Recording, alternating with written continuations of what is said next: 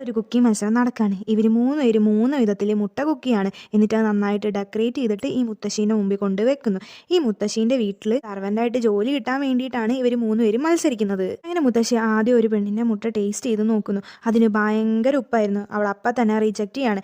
ബാക്കി 2 പേരുടെയും ഫുഡ് നല്ലതായതുകൊണ്ട് തന്നെ അവരെ സെലക്ട് ആക്കുന്നു. 2 പേരിൽ നിന്ന് ഒരാളെ സെലക്ട് ചെയ്യാൻ വേണ്ടിയിട്ട് ഒരു മത്സരം കൂടി വെക്കാണ്. അതിൽ ആര് സൂപ്പ് നന്നായിട്ട് ഉണ്ടാക്കി കൊടുക്കുന്നു അവരായിരിക്കും ഇവിടുത്തെ പെർമനന്റ് സർവന്റായിട്ട് നിൽക്കാൻ പോകുന്നതെന്ന് ഈ മുത്തശ്ശി പറയാണ്.